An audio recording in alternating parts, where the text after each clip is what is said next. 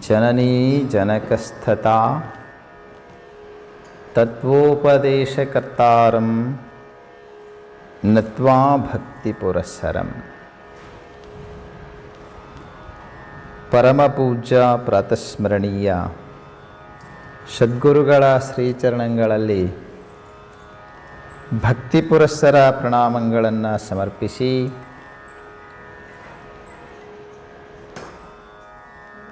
ಮಹಾಮಹಿಮಾ ಪುರುಷ, ಮಂತ್ರಪುರುಷ, ಸಕಲಮತೋದ್ಧಾರಕ, ಜಗದಾದಿ ಜಗದ್ಗುರು ಸಿದ್ಧಾರೂಢ ಮಹಾಸ್ವಾಮೀಜಿಯವರ ಶ್ರೀಚರಣಗಳಲ್ಲಿ ನಮಸ್ಕರಿಸಿ ಪರಾತ್ಪರವೊಪ್ಪ ಚಿತ್ತು ತನ್ನಿರವೆಂದು ಗುರುವಿಂದ ನಿಜವನರಿದ ನಿಜವ ನರುಹಿದ ನಿಜದೋಳು ಬೆರೆದು ನಿಜ ಮುಕ್ತರಾದಂಥ ಶ್ರೀಮನ್ ನಿಜಗುಣ ಶಿವಯೋಗಿಗಳ ಶ್ರೀಚರಣಗಳಲ್ಲಿ ವಕ್ಷೋಲಲಾಟಂಗಳಿಂದ ಅಭಿವಂದಿಸಿ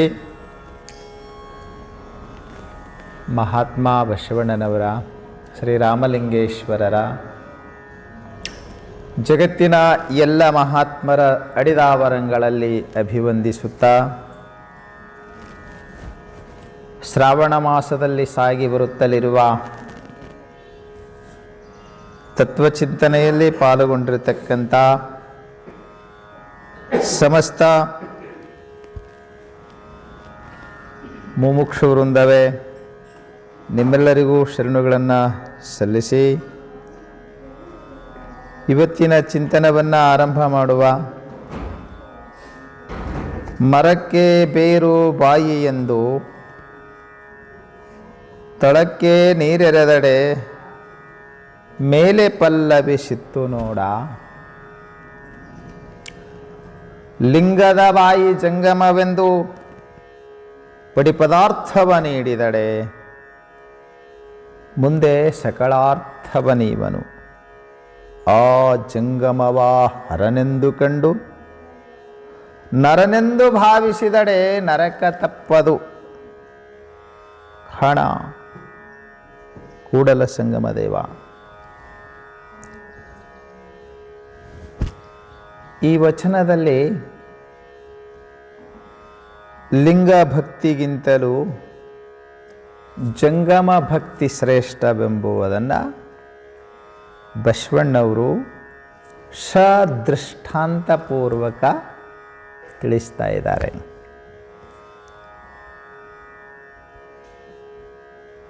ನಮ್ಮ ಸ್ವಭಾವ, ನಮ್ಮ ಒಂದು ಪ್ರವೃತ್ತಿ, ಕಾಣದ ದೇವರ ಮೇಲೆ ಬಹಳ ಭಕ್ತಿ, ದೇವಸ್ವರೂಪನೇ ಆಗಿರುವಂಥ ಜ್ಞಾನಿಗಳನ್ನು ನಾವು ಗೌರವಿಸೋದಿಲ್ಲ.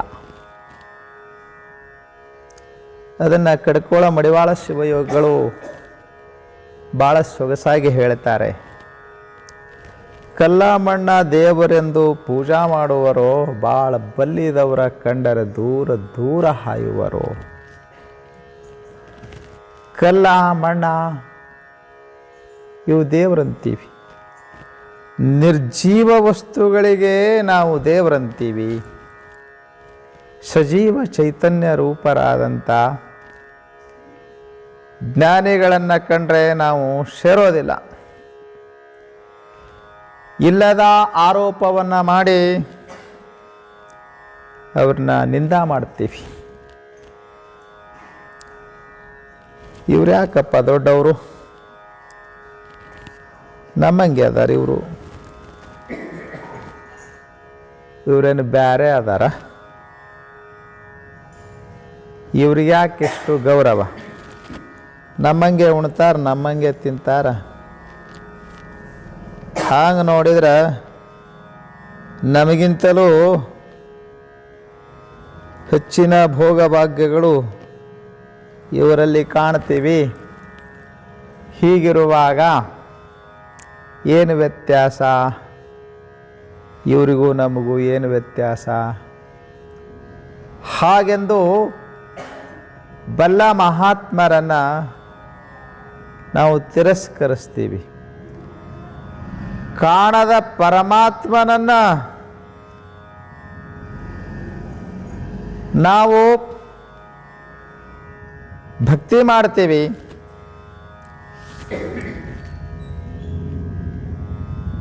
ಕಾಣದ ಪರಮಾತ್ಮನಿಗೆ ಮೊರೆ ಇಡ್ತೀವಿ, ಪ್ರೇಯರ್ ಮಾಡ್ತೀವಿ, ಪ್ರಾರ್ಥನೆ ಮಾಡ್ತೀವಿ. ಅಲ್ಲಮರು ಭಾಳ ಚಂದ ಹೇಳಿದರು, ಕಂಡುದ ಹಿಡಿಯಲೊಲ್ಲದೆ ಕಾಣದುದ ನರಸಿ ಹಿಡಿದಿಹ ನೆಂದಡೆ ಸಿಕ್ಕದೆಂಬ ಬಳಲಿಕೆಯ ನೋಡ ಕಂಡುದನೇ ಕಂಡು ಗುರುಪಾದ ಹಿಡಿವಲ್ಲಿ ಕಾಣದುದ ಕಾಣಬಹುದು ಗುಹೇಶ್ವರ. ನೋಡಿ ಎಷ್ಟು ಸೊಗಸಾಗಿ ಹೇಳಿದ್ರು ಅವರು ಕೂಡ.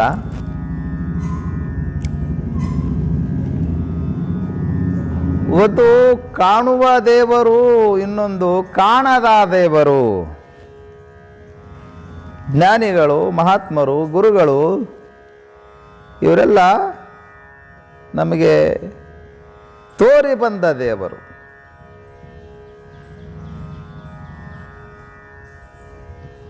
ಅವ ಕಾಣಲಾರದ ದೇವರು. ಕಾಣಲಾರದ ದೇವ್ರ ಮ್ಯಾಗ ಭಕ್ತಿ ಭಾಳ ನಮಗೆ.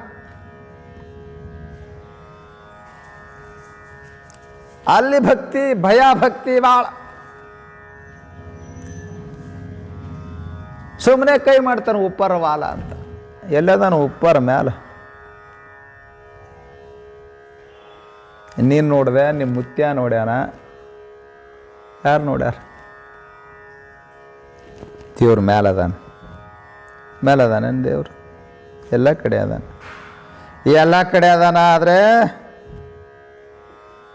ಅವ ತೋರಿ ಬಂದಿಲ್ಲ. ಕಾಣದ ದೇವರ ಮ್ಯಾಲೆ ಎಷ್ಟು ಭಕ್ತಿ ಶ್ರದ್ಧಾ ಐತಿ. ಇವರು ಸಾಕ್ಷಾತ್ ಕಣ್ಣಿಗೆ ಕಾಣು ದೇವ್ರದಾರ ಮಹಾತ್ಮರಂದ್ರ. ಮಹಾತ್ಮರನ್ನ ಮನುಷ್ಯ ಇದ್ದಾಗ ಅವ್ರನ್ನ ಸೇರೋದೇ ಇಲ್ಲ. ಆದ ಮೇಲೆ ಗುಡಿ ಕಟ್ತಾರ, ಜಾತ್ರೆ ಮಾಡ್ತಾರ, ಅವ್ರ ಹೆಸರ ಮ್ಯಾಗ ತೇರು ಎಳಿತಾರ, ಆದ ಮ್ಯಾಲ ಜೈಕಾರ ಹಾಕ್ತಾರೆ. ಅಪ್ಪನವರು ಇಲ್ಲಿದ್ದಾಗ ಎಷ್ಟು ಮಂದಿ ಈ ಊರನ್ನ ಮಂದಿ ಸೇರ್ಯಾರ್ರಿ? ಎಲ್ಲಿ ಸೇರಿರಿ ನೀವು? ನೀವಲ್ಲ, ನೀವು ಯಾರೂ ಇರಲಿಲ್ಲ.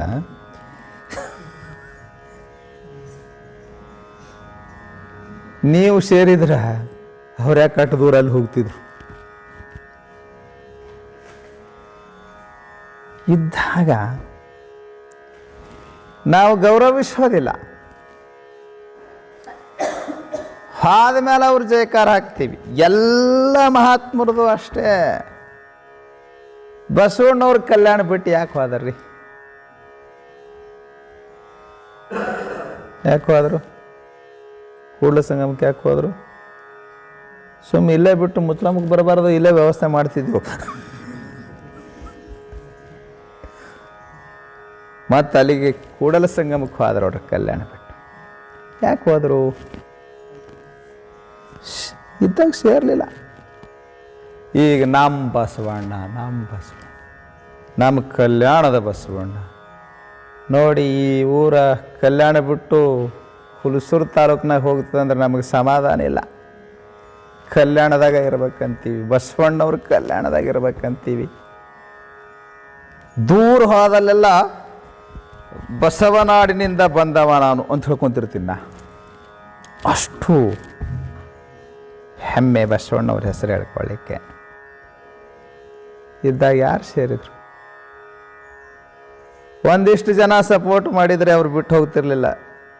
ಯಾರ್ಯಾರೂ ಸಪೋರ್ಟ್ ಮಾಡಲಿಲ್ಲ.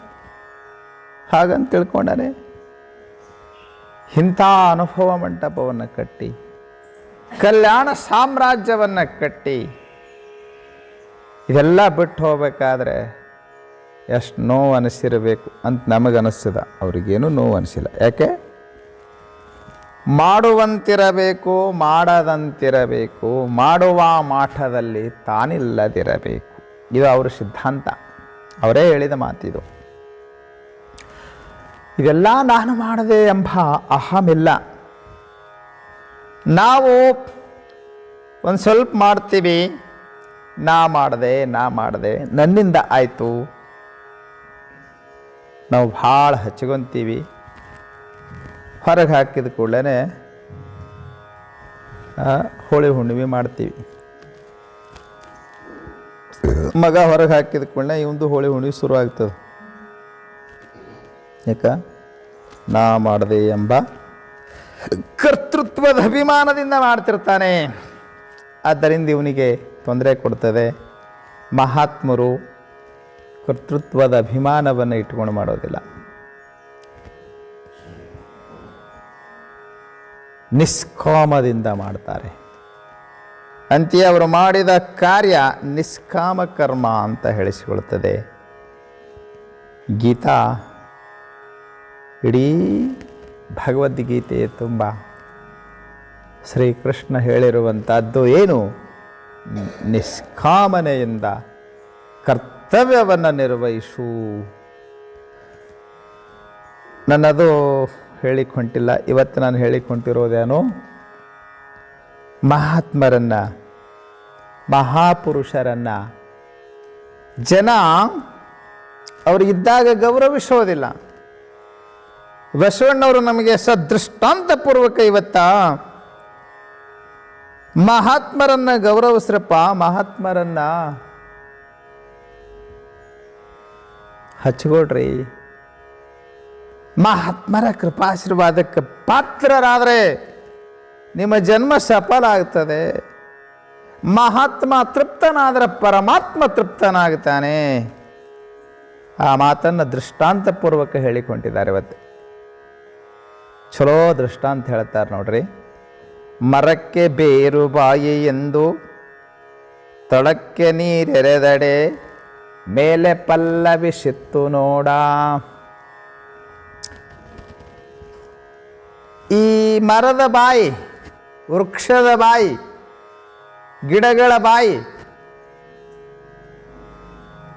ಯಾವುದು? ಗಿಡಕ್ಕೆ ಬಾಯಿ ಯಾವುದ್ರಿ? ಈ ಒಂದು ಮೂರು ಮಾತು ಚಲೋ ಹೇಳ್ತೀನಿ ಕೇಳ್ರಿ. ಕೆಲ ಪ್ರಾಣಿಗಳಿಗೆ ಬುಡಕ ಬಾಯಿ ಹೊಟ್ಟೆ ಮ್ಯಾಲ,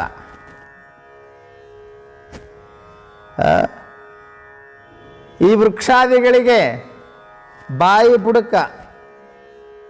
ಆ ವೃಕ್ಷಾದಿಗಳ ಬಾಯಿ ಬೇರೆ, ಅವೆಲ್ಲ ಆಹಾರವನ್ನು ಸ್ವೀಕರಿಸುವುದು, ನೀರು ಸ್ವೀಕರಿಸುವುದು, ಗೊಬ್ಬರ ಸ್ವೀಕರಿಸುವುದು ಅದರ ಮೂಲಕ, ಬೇರುಗಳ ಮೂಲಕ. ಅದಕ್ಕೆ ಬೇರೆ ಬಾಯಿ.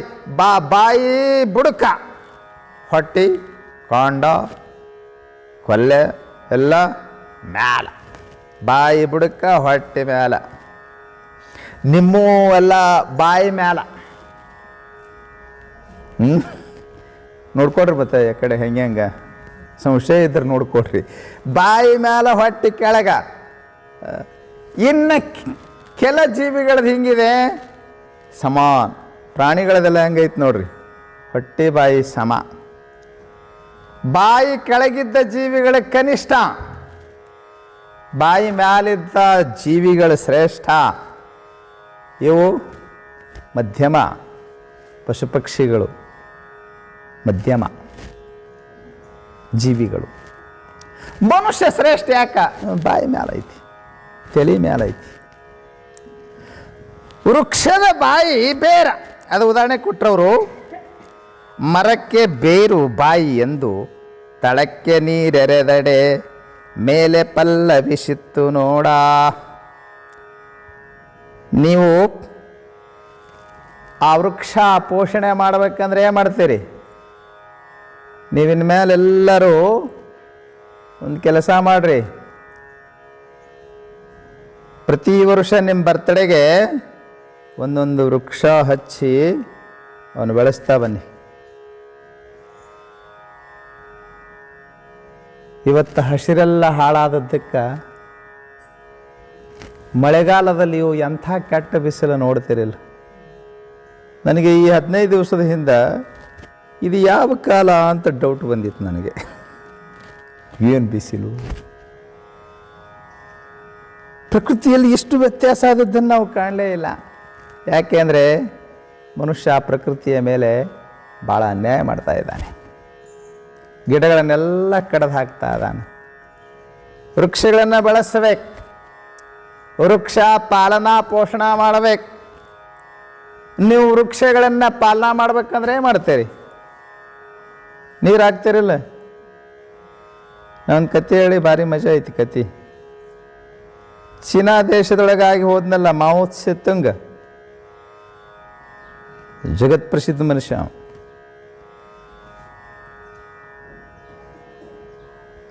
ಆ ಮಾವೋ ಸೆತುಂಗ್ ಅವ್ರ ಮದರ್ ಇದ್ರಲ್ಲ, ಆಕೆ ವೃಕ್ಷಗಳ ಮೇಲೆ ಭಾಳ ಪ್ರೀತಿ ಇದ್ಲಂತ.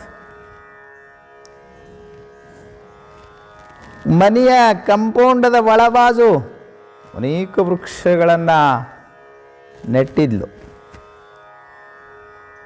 ಅನೇಕ ಹಣ್ಣು ಕೊಡ್ತಕ್ಕಂಥ, ಅನೇಕ ವಿಧದ ಹಣ್ಣುಗಳನ್ನು ಕೊಡ್ತಕ್ಕಂಥ ವೃಕ್ಷಗಳನ್ನು ಹಚ್ಚಿದ್ಲು. ಹೂವಿನ ಗಿಡಗಳನ್ನು ಹಚ್ಚಿದ್ಲು, ನೆರಳು ಕೊಡ್ತಕ್ಕಂಥ ಗಿಡಗಳನ್ನು ಹಚ್ಚಿದ್ಲು. ಬಹಳ ಪ್ರೀತಿ ಮಾಡ್ತಿದ್ಲು.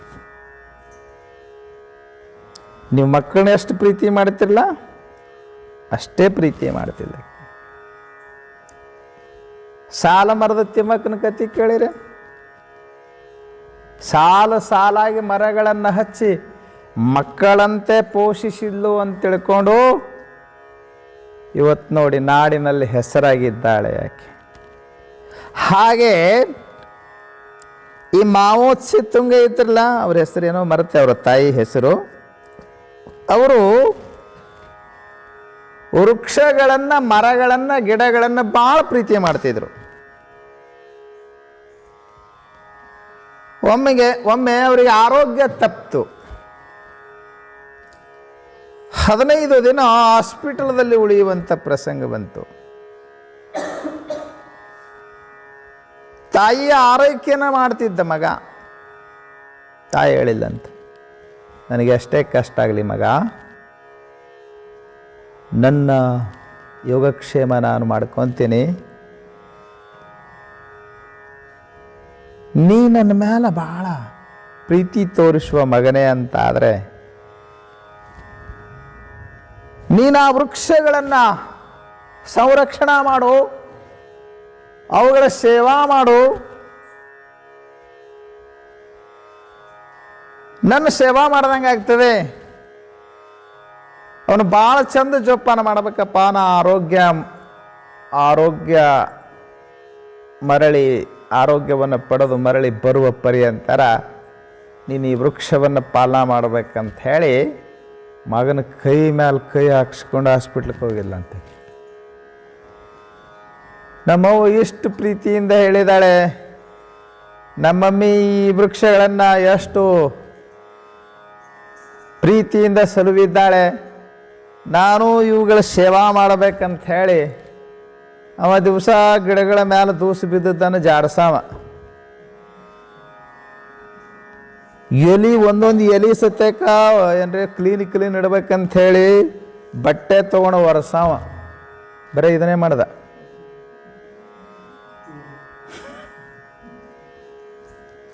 ಅವು ಒಣಗ್ಲಕತ್ತಿದು. ಅವನಿಗೆ ನೋವು ಅನಿಸ್ತಂತ. ನಾ ಎಷ್ಟು ಪ್ರೀತಿಯಿಂದ ಸೇವಾ ಮಾಡ್ತಾ ಇದ್ದೀನಿ, ಪ್ರತಿಯೊಂದು ಗಿಡಗಳನ್ನು ಒರೆಸ್ತಾ ಇದ್ದೀನಿ, ಒಂಚೂರು ಧೂಳು ಬೀಳಾರ್ದಂಗೆ ನೋಡ್ಕೊಳಕತ್ತೀನಿ, ಆದರೂ ಇವು ಬಾಡ್ಲಕತ್ಯಾವ. ಇವು ಬಾಡಿದ್ದು ನೋಡಿದ್ರೆ ನಮ್ಮ ಮಮ್ಮಿ ನನ್ನ ಮ್ಯಾಗ ಶಟ್ಕೊಂತಾಳ. ಚಿಂತೆ ಆಯ್ತು ಅವನಿಗೆ. ಮಮ್ಮಿ ಮನೆಗೆ ಬರೋದ್ರಾಗನೇ ಕೆಲವೊಂದಿಷ್ಟು ಸತ್ತ ಹೋಗಿದ್ದು, ಕೆಲವೆಲ್ಲ ಬಾಡಿ ನಿಂತಿದ್ದು. ತಾಯಿ ಬಂದಕ್ಕಿನೇ ನೋಡಿ ಅಂದ್ಲೋ, ಮಾವೋತ್ಸೆ ನನ್ನ ವೃಕ್ಷಗಳನ್ನು ಜೋಪಾನ ಮಾಡ್ಲಿಕ್ಕಾಗಲಿಲ್ಲೇನೋ ನಿನಗ ಅಂದ್ಲೋ. ಯವ್ವ ನಾ ಭಾಳ ಸೇವಾ ಮಾಡೀನಿ ಅಂದ. ಹೆಂಗೆ ಮಾಡಿದ್ದು ಸೇವಾ? ಒರೆಸಾವ, ಧೂಳು ಜಾಡ್ಸಾವ. ಏನು ಮಾಡಿದೋ ಸೇವಾ? ಯವ್ವ ಪ್ರತಿಯೊಂದು ಎಲೆ, ಒಂದೊಂದು ಎಲೆ ಸಹಿತ ನಾನು ಧೂಳು ಕುಂದ್ರಾಡ್ದಂಗೆ ಒರೆಸೀನಿ ಅಂದ. ಬರೀ ಇದ ಮಾಡಿದೇನು ಒಂದು ದಿನ ಚಂತನ ಇದನ್ನ ಮಾಡಿ ನೋಡ. ತಮ್ಮ ಧೂಳು ಒರೆಸೋ ಹರ್ಕತ್ತಿರ್ಲಿಲ್ಲ. ಒಮ್ಮೆರ ನೀರು ಹಾಕದೇನು, ಗೊಬ್ಬರ ಹಾಕದೇನು, ಎಲ್ಲಿ ಹಾಕಬೇಕು ಅನ್ನೋ ಗೊತ್ತಿಲ್ಲ ಅವನಿಗೆ. ಅದು ತಮ್ಮ ಮ್ಯಾಲ ಧೂಳು ಎಷ್ಟೇ ಬೀಳಿ, ಅದು ಎಷ್ಟೇ ಮ್ಯಾಲ ಹೊಲಸು ಬೀಳಿ, ವೃಕ್ಷ ನಳನಳಿಸ್ತದೆ, ಪಲ್ಲವಿಸ್ತದೆ, ಅದು ಕುಸುಮಿತವಾಗ್ತದೆ. ಯಾವಾಗ ಆಹಾರ ದೊರಿಬೇಕಲ್ಲ, ಅದಕ್ಕೆ ಉಣಿಸ್ಬೇಕಲ್ಲ. ಗಿಡಕ್ಕೆ ಹ್ಯಾಂಗೆ ಉಣಿಸೋರು? ಗಿಡಗಳಿಗೆ ಹ್ಯಾಂಗೆ ಉಣಿಸೋರು ನೀವು? ಇವತ್ತು ಬತ್ತಿಗೆ ದೇವ್ರಿಗೆ ನೈವೇದ್ಯ ಹಿಡಿದಿರ್ಬೇಕಲ್ಲ ನೀವು. ಹಿಂಗೆ ನೈವೇದ್ಯ ಹಿಡಿದ್ರೆ ತೃಪ್ತ ಆಗ್ತವೆ ನಾವು. ಗಿಡಗಳಿಗೆ ಉಣಿಸೋದು ರೈತರಿಗೆ ಗೊತ್ತು. ಹ್ಯಾಂಗೆ ಉಣಿಸ್ತಾರೆ?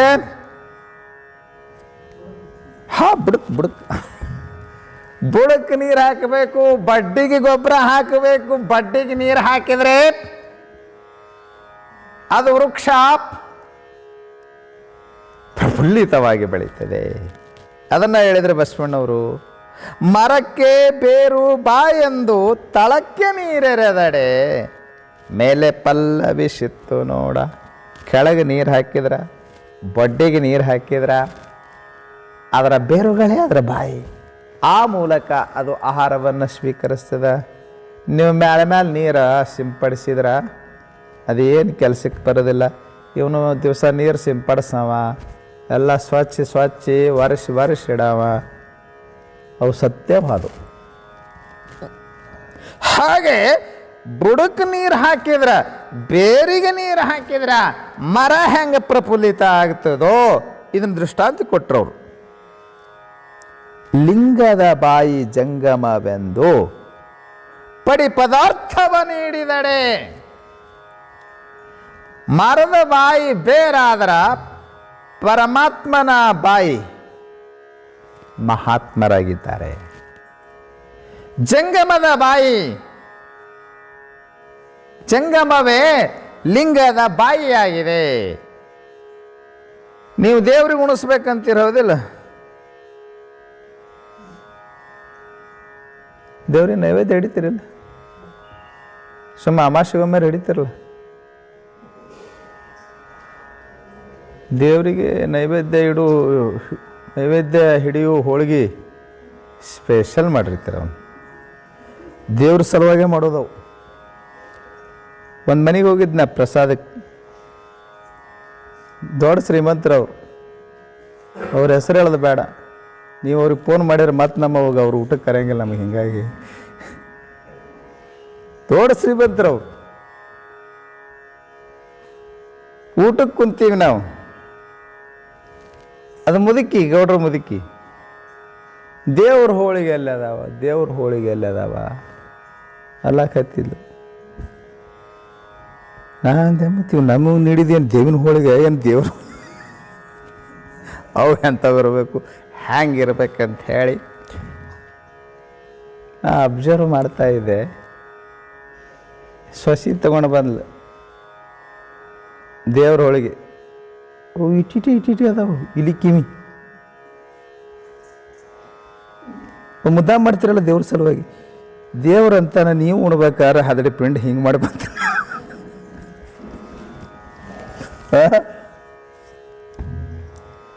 ಮಹಾರಾಷ್ಟ್ರದಾಗ ಭಾಳ ಚಂದ ಒಂದು ಗಾದಿ ಮಾತೇ ಇದೆ. ನೀವು ನೈವೇದ್ಯ ಹಿಡಿಯುವ ಕುರಿತು ಭಾಳ ಚಂದ ಹೇಳ್ತಾರ ಅವ್ರು. ಹೆಂಗೆ ನೈವೇದ್ಯ ಹಿಡಿತಾರಂತ? ಹಿಂಗೆ ಹಿಡಿತೀರಿಲ್ಲ, ಹಿಂಗೆ ಹಿಡಿತೀರಿ. ಏನದು ಸಂಕೇತ ಹಿಂಗೆ ಮಾಡೋದು? ತುಜೆ ಕಡೆ ಹಾತ್ ಮಾಜೆ ಕಡೆ ಬಾತ್ ಅಂತ ಅಲ್ಲ. ಎಂದರ ನಿಮ್ಮ ದೇವರು ನೈವೇದ್ಯ ಹಿಡಿದ ಕೂಡಲೇ ಹಿಂಗೆ ತಾಟ್ ತೊಗೊಂಡು ಹೋಗೋದಕ್ಕೆ ಗಸಗನ್ನ ತೊಗೊಂಡು ಕಸ್ಕೊಂಡು ಉಂಡೋದನ್ರಿ. ಅದು ಕೊಡಗೂಸಿನ ಕತೆ ಹೇಳ್ತಾರೆ, ಅವೆಲ್ಲ ಕತೆ ಹೇಳೋದಿಲ್ಲ. ನಾನು ಇವಾಗ ಚಿಂತನೆ ಮಾಡೋದೈತಿ ಭಾಳಷ್ಟು. ಇಲ್ಲ,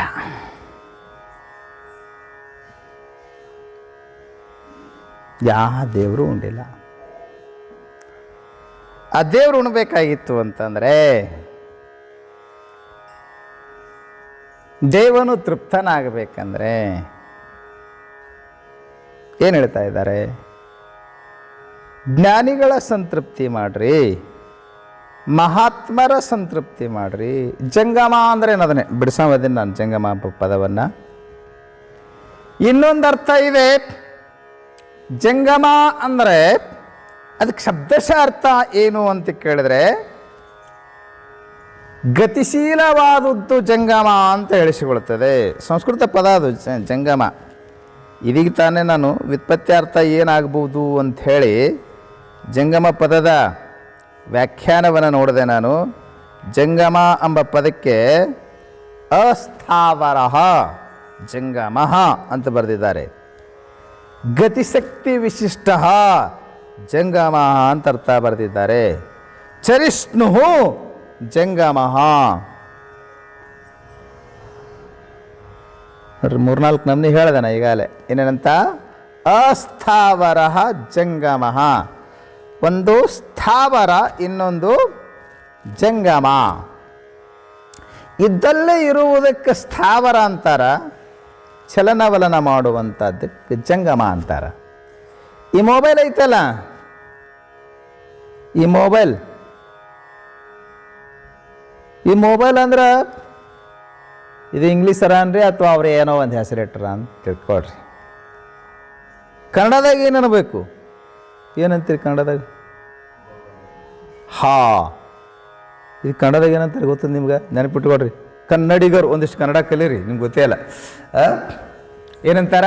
ಜಂಗಮವಾಣಿ ಅಂತಾರೆ ಇದಕ್ಕೆ. ನಿಮ್ಮ ಮನ್ಯಾಗ ಇರ್ತಿತ್ತು ನೋಡ್ರಿ, ಅದು ಸ್ಥಾವರವಾಣಿ. ಇದ್ದಲ್ಲೇ ಇರ್ತದೆ, ತಿರುಗಾಡಂಗಿಲ್ಲ. ಇದು ತಿರುಗಾಡ್ಕೊಂತ ಇರ್ತದೆ ನೋಡ್ರಿ ಎಲ್ಲ. ಹೌದಲ್ರಿ? ಇದು ಇದ್ದಲ್ಲೇ ಇರುವುದು ಸ್ಥಾವರ, ಚಲನಶೀಲವಾದದ್ದು ಜಂಗಮ. ಇಲ್ಲಿ ತನಕ ಹೇಳಿದೆವು ನಾವು, ವೃಕ್ಷಾದಿಗಳು ಇವು ಸ್ಥಾವರ. ನಿಮ್ಮದು ಪ್ರಾಪರ್ಟಿ ಬರ್ಕೊಂಡಿರ್ತೀರಲ್ಲ ನೀವು, ಸ್ಥಾವರ ಏನು ಬರ್ದಿರ್ತೀರಿ? ಸ್ಥಾವರ ಆಸ್ತಿ, ಸ್ಥಿರಾಸ್ತಿ, ಚರಾಸ್ತಿ. ಸ್ಥಿರಾಸ್ತಿ ಅಂತಂದ್ರೆ ಏನ್ರಿ? ಹೊಲ ಮನಿ ಸ್ಥಿರಾಸ್ತಿ. ಬಂಗಾರ ಅದು ಚರಾಸ್ತಿ ಅಂದ್ರೆ ಏನು? ಅದಕ್ಕೆ ಅರ್ಥ ಹೊತ್ಕೊಂಡು ಹೋಗಕ್ಕೆ ಬರ್ತದ. ಇದು ಹೊತ್ಕೊಂಡು ಹೋಗಕ್ಕೆ ಬರೋಂಗಿಲ್ಲಲ್ಲ. ಏನು 10 kg ಬಂಗಾರ ಐತೆ ಅಂದ್ರೆ ಎಷ್ಟು kg ಐತಿ ಅದು ಹೇಳಂಗಿಲ್ಲ ನಮ್ಗೆ ಗೊತ್ತ. ಏಟು 1 ಕ್ವಿಂಟಲ್ ಐತೆ ಅಂದ್ರೂ ಇದು ಹೊತ್ಕೊಂಡು ಹೋಗ್ಲಾಕ ಬರ್ತದೆ ಅಲ್ರಿ. ನಿಮ್ಮ ಆಭರಣ, ಬೆಳ್ಳಿ, ಬಂಗಾರ, ವಸ್ತ್ರ, ಒಡವೆ ಎಲ್ಲವನ್ನ ತೊಗೊಂಡು ಹೋಗ್ಲಿಕ್ಕೆ ಬರ್ತದೆ. ಆದ್ದರಿಂದ ಅದಕ್ಕೆ ಚರಾಸ್ತಿ ಅಂತೀರಿ. ಫಲಾಮನಿ ಸ್ಥಿರಾಸ್ತಿ. ಇಷ್ಟೆಲ್ಲ ಹೇಳಿ ನಾನು ತಿಳಿಸ್ಬೇಕಾದದ್ದೇನು ನಿಮಗೆ? ಜಂಗಮ ಅಂದರೆ ಏನು ಅಂದರೆ ಇದ್ದಲ್ಲೇ ಇರುವುದು ಸ್ಥಾವರ, ಚಲಿಸುವಂಥದ್ದು ಜಂಗಮ. ಅಂದರೆ ಜೀವಕೋಟಿ ಎಲ್ಲವೂ ಜಂಗಮ. ಒಂದು ಅರ್ಥದಲ್ಲಿ ಚಲಿಸುವಂಥದ್ದು ಜೀವಕೋಟಿ ಏನುಂಟೋ ಅದೆಲ್ಲವೂ ಒಂದರ್ಥದಲ್ಲಿ ಜಂಗಮ, ಚಲನಶೀಲ, ಚೈತನ್ಯಮಯವಾಗಿರುವಂಥದ್ದು. ಎಲ್ಲಿ ಚೈತನ್ಯ ತೋರಿ ಬರ್ತದಲ್ಲ ಅದೆಲ್ಲವೂ ಜಂಗಮವೇ.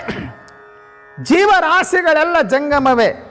ಚೈತನ್ಯಶೀಲವಾಗಿರ್ತಕ್ಕಂಥದ್ದು, ಚೈತನ್ಯವು ಜಾಗೃತವಾದದ್ದು. ನೆನ್ಪಿಟ್ಕೊಳ್ರಿ, ವೃಕ್ಷಾದಿಗಳಲ್ಲಿ ಕೂಡ ಚೈತನ್ಯ ಇದೆ, ಅಜಾಗೃತ ಐತೆ ಅಲ್ಲಿ ಜಂಗಮ. ಇದು ಚೈತನ್ಯ. ಅದು ಮನುಷ್ಯನಲ್ಲಿ, ಪ್ರಾಣಿಗಳಲ್ಲಿನೂ ಕೂಡ. ಪ್ರಾಣಿಗಳು ಈಗ ನೋಡಿ ಚಲಿಸ್ತಾ ಇವೆ. ನಿಮ್ಮ ನಾಯಿ ಓಡಾಡ್ತದಿಲ್ಲ, ನಿಮ್ಮ ಎತ್ತಕತ್ತೆ ಓಡಾಡ್ತಾ ಇವಲ್ಲ, ಚೈತನ್ಯ ತೋರಿ ಬರ್ತದಿಲ್ಲ ಅವುಗಳಲ್ಲಿ. ಆದರೆ ಜಾಗೃತ ಆಗಿಲ್ಲ, ಇನ್ನೂ ಅಜಾಗೃತವೇ, ಮೂರ್ಛಾವಸ್ಥೆಯಲ್ಲಿಯೇ ಇವೆ. ಚೈತನ್ಯ ಸಂಪೂರ್ಣ ಜಾಗೃತವಾಗಿಲ್ಲ. ನಿಮ್ಮಲ್ಲಿ ಚೈತನ್ಯ ಜಾಗೃತವಾಗಿದೆ. ಜ್ಞಾನಿಯಲ್ಲಿ ಅದು ಪರಿಪೂರ್ಣತೆಯ ಹಂತವನ್ನು ತಲುಪಿದೆ.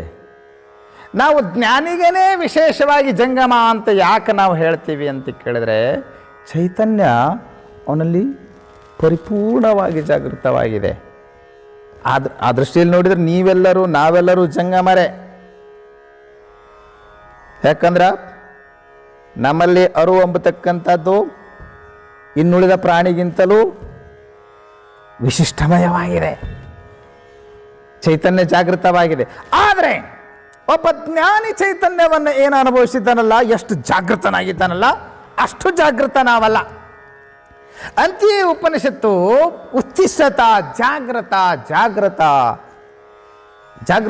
ಜಾಗೃತನಾಗಂತ ಯಾಕಂತಾರಂದ್ರೆ ನೀವು ಇನ್ನೂ ಪಕ್ಕ ಜಾಗೃತ ಆಗಿಲ್ಲ. ಚೈತನ್ಯವು ಪೂರ್ತಿ ಜಾಗೃತ ಅವಸ್ಥೆಯನ್ನು ತಲುಪಿಲ್ಲ. ಇನ್ನೂ ಸುಂದ ಅದೇರಿ, ಮಂದ ಅದೇರಿ.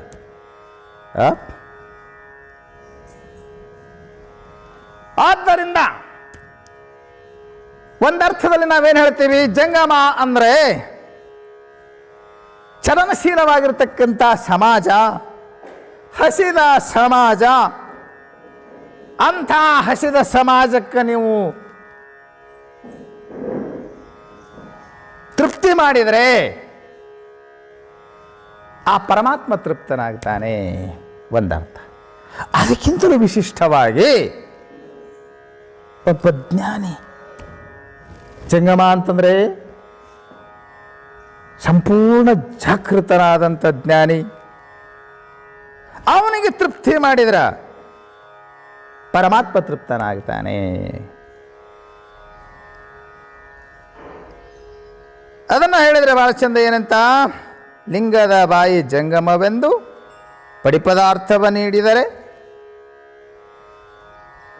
ಪಡಿಪದಾರ್ಥ ಅಂದ್ರೇನು, ಎಲ್ಲ ರೀತಿಯ ಪದಾರ್ಥಗಳನ್ನು ನೀಡಿದಡೆ ಮುಂದೆ ಸಕಲಾರ್ಥವನೀವನು ಪರಮಾತ್ಮ ನಿಮಗೆಲ್ಲ ರೀತಿಯ ಸೌಭಾಗ್ಯವನ್ನು, ಸಕಲ ಸಂಪದ ಸೌಭಾಗ್ಯವನ್ನು ಕೊಡ್ತಾನೆ. ಆ ಜಂಗಮವ ಹರನೆಂದು ಕಂಡು ಅಂಥ ಮಹಾತ್ಮನನ್ನ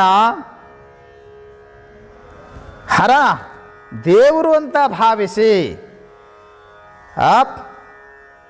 ಹರನೆಂದು ಕಂಡು ನರನೆಂದು ಭಾವಿಸಿದಡೆ ಏನು ನಮ್ಮಂಗೆ ಅದನ್ನು ಬಿಡು, ನಮಗೆ ದಿಮಾಕ್ ಭಾಳ ಒಂದಿಷ್ಟು ರೊಕ್ಕದ ಸೊಕ್ಕ, ಶ್ರೀಮಂತಿಕೆಯ ಸೊಕ್ಕ, ವಿದ್ಯಾ ಸೊಕ್ಕ, ನಿಮ್ಮದೆಲ್ಲ ಸೊಕ್ಕ ಮುರಿದು ಹಾಕ್ಯದ ಈಗ ಕರೋನಾ. ಏನು ನಿಮ್ಗೆ ಏನು ವಿದ್ಯಾ ತೊಗೊಂಡು ಏನು ಮಾಡೋದೈತಿ? ಏನು ಶ್ರೀಮಂತಿಕೆ ಎಲ್ಲವೂ ನಶ್ವರ ಇದೆ. ಎಷ್ಟು ಹೇಳಿದ್ರೂ ತಲೆ ಬರೋಂಗಿಲ್ಲ. ಏನು ತಲೆ ತುಂಬ್ಕೊಂಡು ಕುಂತಿರ್ತಾವ ಯಾರಿಗೊತ್ತೇನ್ರಿ? ದಿಮಾಕ್ ಇಳ್ಯಾವಲ್ದು, ಇನ್ನು ಮನುಷ್ಯನ ದಿಮಾಕ್ ಇಳ್ಯಾವಲ್ದ ನೋಡ್ರಿ. ಏನು ಬಿಡು, ಏನು ವ್ಯತ್ಯಾಸ ಐತಿ ಇವ್ರಿಗೆ ನಮಗೆ? ಅದರೊಳಗೆ ಇವತ್ತಂತೂ ಮನುಷ್ಯ ಅವನಿಗೆ ಗುರು ಶಾಸ್ತ್ರಗಳು, ದೇವರು ಯಾವುದೂ ಲೆಕ್ಕಕ್ಕೆ ಇಲ್ಲ. ಬರೀ ಪೈಸಾ, ಪದವಿ, ಪ್ರತಿಷ್ಠೆ ಅಷ್ಟೇ ಜೀವನ ಐತೇನು? ಉಣ್ಣೋದು ತಿನ್ನೋದು ಮಜಾ ಮಾಡೋದು ಅಷ್ಟೇ ಜೀವನ ಐತೇನು? ಪಶು ಪ್ರಾಣಿಗಳು ಕೂಡ ಅಷ್ಟು ಮಾಡ್ತಾ ಇದಾವ. ಶಾಣೆ ಏನು ಮಾಡ್ತಾ ಇದ್ದೀನಿ ನೀನು? ಚೊರ ಮಾಡ್ಕೊಂಡು ತಿರ್ಲಾಕ ಹತ್ತಿದೆ ಅಂತ ತಿಳ್ಕೊಳ್ಳಿ. ನೀ ಏನು ಬೋಂಡಾ ಬಜಿ ತಿಂದಾಗ ನಿನಗೇನು ಆನಂದ ಆಗ್ತದೋ, ನಾಯಿ ಅದು ತಿನ್ನಾಗೂ ಅದಕ್ಕೂ ಅಷ್ಟೇ ಆನಂದ ಆಗ್ತದೆ. ಹಸಿದಾಗ ಅಷ್ಟೇ. ಹಸಿವಾಲಾರ್ದಾಗ ನಿನಗೆ ಇದು ತಿಂದರೂ ಆನಂದ ಆಗಂಗಿಲ್ಲ. ಹಸಿದಾಗ ಪಶು ಪಕ್ಷಿ ಪ್ರಾಣಿಗಳು ಅವುಗಳ ಆಹಾರ ಏನಿದೆ ಅದನ್ನು ಸ್ವೀಕರಿಸುವಾಗ ಅಷ್ಟೇ ಆನಂದ ಆಗ್ತದೆ. ಏನು ಇಂದ್ರಿಯ ಸ್ತರದಲ್ಲಿ, ದೇಹ ಸ್ತರದಲ್ಲಿ ಬದುಕಿದರೆ ಪಶು ಪಕ್ಷಿ ಪ್ರಾಣಿಗಳಿಗೂ ನಿನಗೂ ಏನೇನು ವ್ಯತ್ಯಾಸ ಇಲ್ಲ. ಖಾದತೆ ಮೋದತೆ ನಿತ್ಯ ಸುನಕಃ ಸೂಕರಕ್ಕರ ತೇಷಾಮೇಷಾಂ ಕೋ ವಿಶೇಷ ವೃತ್ತಿರೇಷಾಂಚ ತಾದೃಶಿ. ಅದಕ್ಕೆ ಶಾಸ್ತ್ರಗಳು ಹೇಳಿದವು. ಏನು ಫರ್ಕ್ ಐತಪ್ಪ? ನೀನು ಒಂದಿಷ್ಟು ಜ್ಞಾನಿಗಳ ಒಡನಾಟದಿಂದ, ಮಹಾಪುರುಷರ ಸನ್ನಿಧಾನದಿಂದ ನೀನು ಜಾಗೃತನಾಗಬೇಕಾಗ್ಯದ. ಅದಕ್ಕೆ ಜ್ಞಾನಿಗಳ, ಮಹಾತ್ಮರ, ಜಂಗಮರ ಕೃಪೆಯನ್ನು ಸಂಪಾದಿಸಬೇಕಾಗಿದೆ. ನೀನು ಅವ್ರನ್ನ ತೃಪ್ತ ಮಾಡಿದರೆ ಪರಮಾತ್ಮ ತೃಪ್ತ ಆಗ್ತಾನೆ. ಅದಕ್ಕೆ ಭಾಳ ಚಂದ ಉದಾಹರಣೆ ಕೊಟ್ಟರು. ಮರದ ಬಾಯಿಗೆ ನೀರು ಹಾಕಿದ್ರ ಮ್ಯಾಗ ಅದ್ರ ಕೊಲ್ಲೆ ಚಿಗಿತದೆ. ಹಾಗೆ ಲಿಂಗದ ಬಾಯಿ ಜಂಗಮ ಐತಿ. ಆ ಜಂಗಮನಿಗೆ ನೀಡಿದರೆ, ಅವನಿಗೆ ತೃಪ್ತಿ ಮಾಡಿದರೆ ಲಿಂಗ ಪರಮಾತ್ಮ ತೃಪ್ತನಾಗ್ತಾನೆ. ಅದನ್ನು ಆಗಮದ ಶ್ಲೋಕಗಳಲ್ಲಿಯೂ ಕೂಡ ಕಾಣ್ತೀವಿ ನಾವು. ಶಿವಯೋಗಿನಿ ಸಂತೃಪ್ತೋ, ನಾವು ಊಟ ಮಾಡುವ ಹೊತ್ನಾಗ ಅದೇ ಮಂತ್ರ ಹೇಳ್ತಾ ಇರ್ತೀವಿ. ಆಗಮದ ಮಂತ್ರವನ್ನು ಹೇಳ್ತೀವಿ. ಏನು ಹೇಳ್ತದೆ ಆ ಮಂತ್ರ? ಶಿವಯೋಗಿನೇ ಸಂತೃಪ್ತೋ ತೃಪ್ತೋ ಭವತಿ ಶಂಕರ ತತ್ತೃಪ್ತ್ಯ ತನ್ಮಯಂ ವಿಶ್ವಂ ತೃಪ್ತಿಮೇತಿ ಚರಾಚರಂ. ನೀವು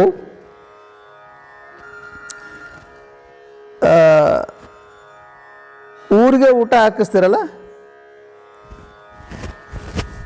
ಯಾವಾಗ ಹಾಕಿಸ್ತೀರಿ ಊರಿಗೆ ಊಟ?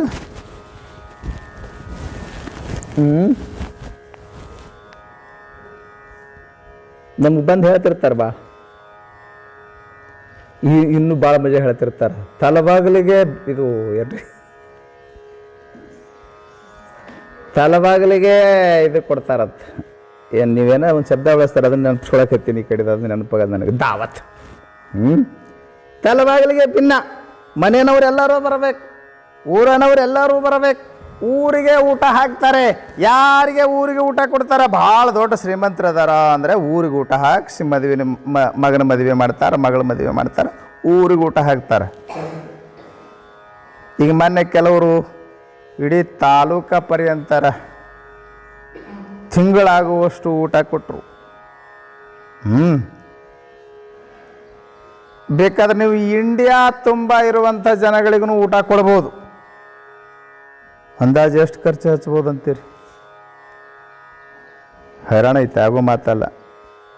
ಇಲ್ಲೇ ನಿಮ್ಮ ಓಣ್ಯರ ಮಂದಿಗೆ ಊಟ ಕೊಟ್ಟು ಕುಬ್ಸ ಮಾಡ್ಬೇಕಂತಂದ್ರೆ ಒದಾಡ್ತಿರ್ತೀರಿ. ಇನ್ನು ಇಡೀ ಇಂಡಿಯಾ ತುಂಬ ಇರೋ ಜನಕ್ಕೆ ಏನು ಊಟ ಕೊಡ್ತೀರಿ ನೀವು?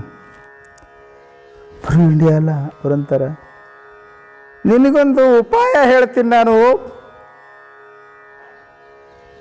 ಜಗತ್ತಿಗೆ ಊಟ ಮಾಡಿಸಿದಂಥ ಪುಣ್ಯ ಬರ್ತದೆ ನಿನಗ. ಜಗತ್ತಿಗೆ ಹೆಂಗೆ ಊಟ ಮಾಡಿಸೋದ್ರಿ? ಪ್ರಪಂಚಕ್ಕೆಲ್ಲ ಹೆಂಗೆ ಊಟ ಮಾಡಿಸ್ಲಿಕ್ಕಾಗ್ತದ್ರಿ ಅಂದರೆ ಬರ್ತದೆ ಅಂದ್ರೆ ಹಾಗೆ ಭಾಳ ಚಂದ ಹೇಳಿದ್ರೆ ಅದು ಆ ಶ್ಲೋಕದ ಅರ್ಥ ಹೇಳ್ತೀನಿ ನೋಡಿ. ಈಗ ಹೇಳಿದ್ನಲ್ಲ ಶ್ಲೋಕ ಏನಂದ್ರು? ಶಿವಯೋಗಿನೇ ಸಂತೃಪ್ತೋ ತೃಪ್ತೋ ಭವತಿ ಶಂಕರ.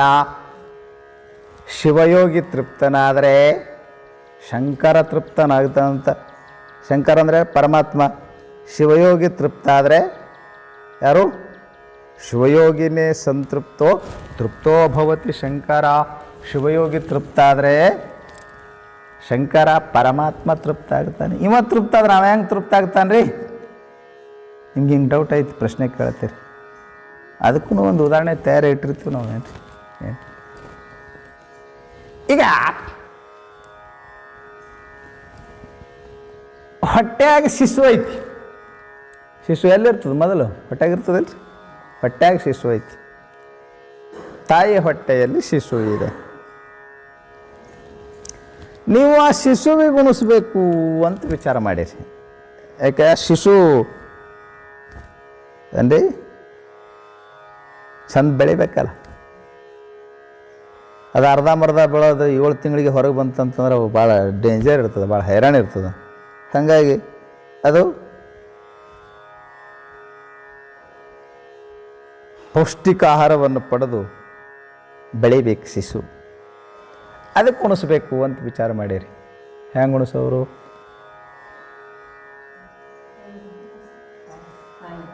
ಆ ತಾಯಿ ಹೊಟ್ಟೆ ಹಿಂಗೆ ನೈವೇದ್ಯ ಹಿಡಿ ಮನೆ ಹಿಡ್ರಿ ನೈವೇದ್ಯ ಹಿಂಗೆ ಹೊಟ್ಟೆ ತುಂಬ್ತದಕ್ಕೆ.